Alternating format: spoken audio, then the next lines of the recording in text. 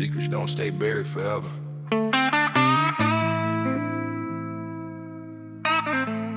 Tiana, they told us forget.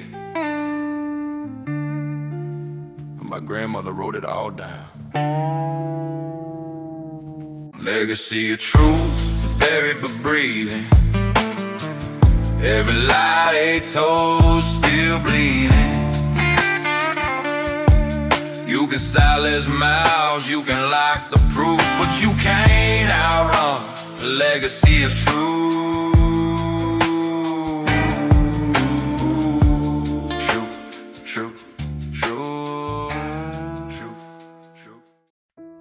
The attic smelled like dust and old memories. Tiana pushed the ladder down slowly, the hinges groaning as if protesting her return. She hadn't been up here since she was a teenager, sneaking away during family gatherings to escape the noise below. Back then, it felt harmless, just boxes and forgotten furniture. Now it felt like a vault. Sunlight cut through a narrow window, illuminating motes of dust drifting in the air. Tiana stepped carefully, her shoes crunching softly against loose insulation. Cardboard boxes were stacked haphazardly, each marked in her grandmother's neat handwriting. School records, church, photos, personal. It was the last one that caught her eye. The box was heavier than it looked. When she opened it, her breath caught. Inside were journals, dozens of them, their spines worn, pages filled edge to edge with Elise Reeves' handwriting. Beneath them lay bundles of old newspaper clippings, yellowed and brittle, tied together with twine. Tiana picked up the top journal and opened it. 1964. Her heart skipped. Elise's voice seemed to rise from the page, strong and urgent. Not the gentle grandmother Tiana remembered, but a younger woman fueled by conviction and fear. We march tomorrow. They say it's too dangerous, but silence is worse. If anything happens, this record must survive. Tiana sat down hard on an old trunk. She flipped through more pages.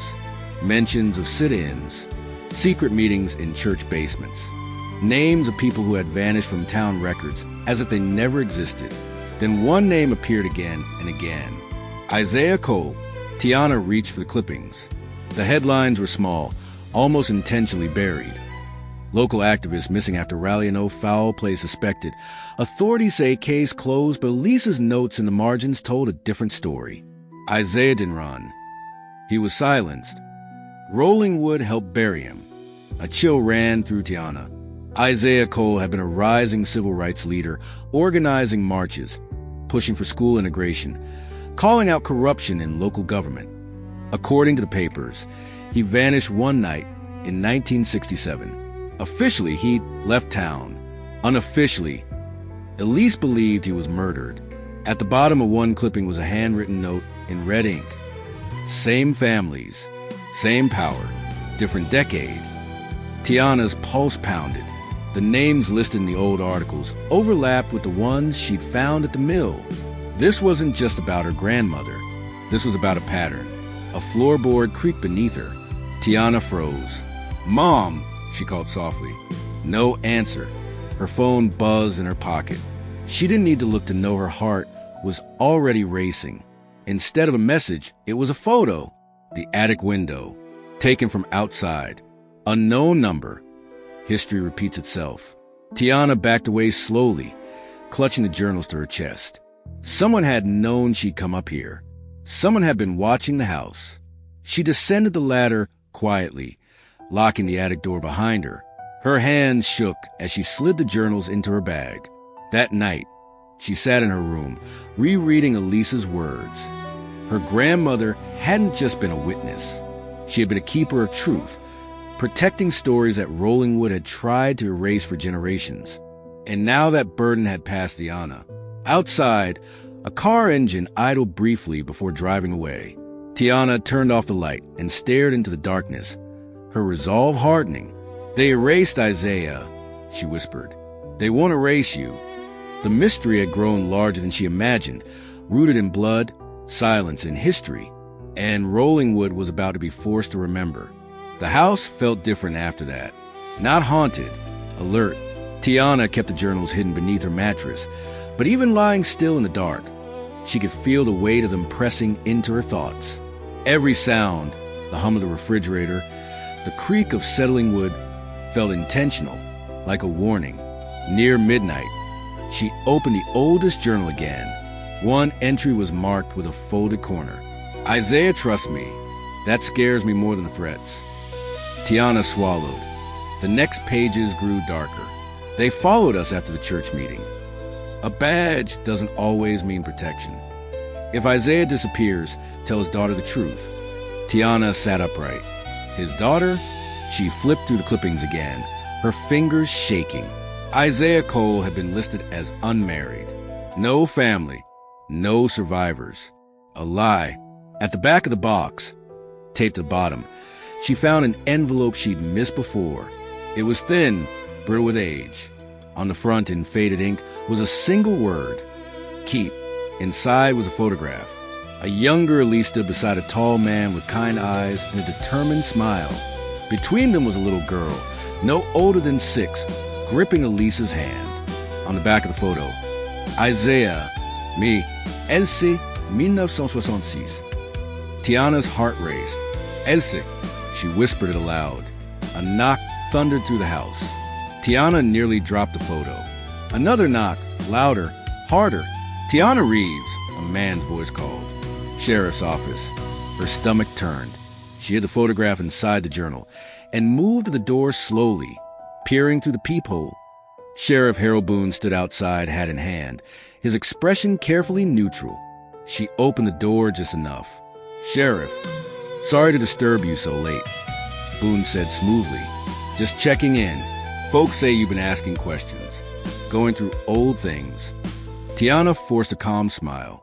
I buried my grandmother today. I think I'm allowed to look through her belongings. Boone's eyes flicked past her, scanning the house. Grief makes people dig up things best left alone. Is that a warning?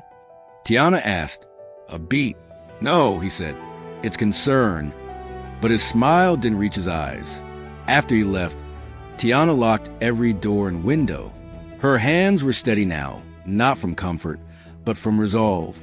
The next morning, she drove across town to a modest hair salon tucked between a laundromat and a closed-down hardware store. The sign read, Elsie's Styles. Inside, a woman in her late 60s looked up from sweeping hair, her eyes sharp and curious. Can I help you? She asked. Tiana hesitated, then pulled the photograph from her bag. The woman's broom clattered to the floor.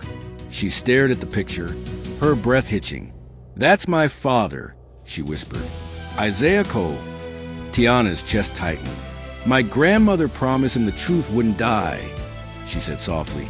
They tried to erase him, but I found her journals. Tears filled the woman's eyes, anger and grief mixing together. They told me he abandoned us, Elsie said. All these years. They lied. Outside, a familiar patrol car rolled slowly past a window. Tiana knew then that Elise's secret had reached the surface. And once the truth was spoken aloud, there was no burying again. Elsie closed the salon door and flipped the sign to closed. For a long moment, neither woman spoke. The hum of the fluorescent lights filled the space, heavy and uncomfortable. They told me he ran off, Elsie finally said, her voice steady but hollow. Said he chose the movement over his family.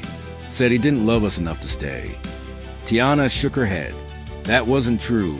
My grandmother wrote about him constantly. He was careful. He was scared, but not for himself. Elsie let out a sharp breath. For me? Tiana nodded. She slid one of Elise's journals across the counter. Elsie traced her fingers over the worn leather, as if touching something sacred. He knew, Elsie said quietly. The night he disappeared, he kissed my forehead and told me to remember who I was, even if the town tried to tell me different. Tiana's phone vibrated. A voicemail. She didn't recognize the number. She played it on speaker. Static crackled. Then a distorted voice spoke slowly, deliberately. Some stories are dangerous. Your grandmother learned it the hard way. The line went dead. Elsie stiffened. They've never stopped watching. They just learned to wait. Outside, a pickup truck idled too long across the street. When Tiana lifted her phone to record, it pulled away. This is bigger than my grandmother, Tiana said. This goes back decades. The same families, the same power. They didn't just erase Isaiah. They built this town on silence. Elsie straightened her shoulders. Then it's time somebody talked.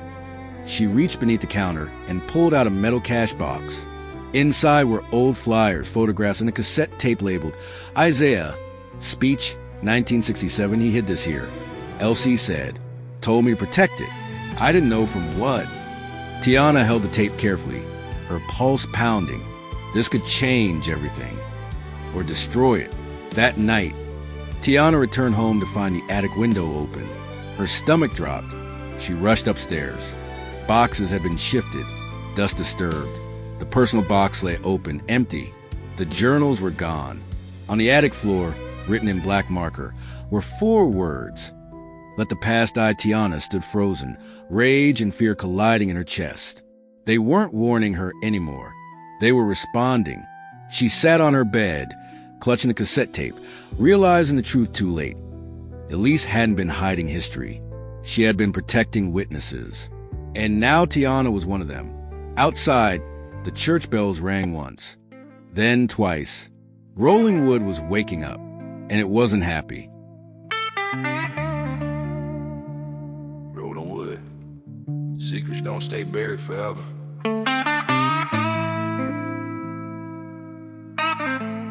Tiana, they told us forget.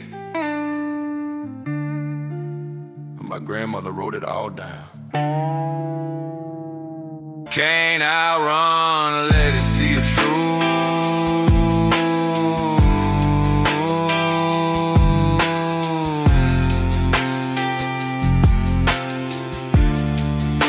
You can't outrun a legacy of truth.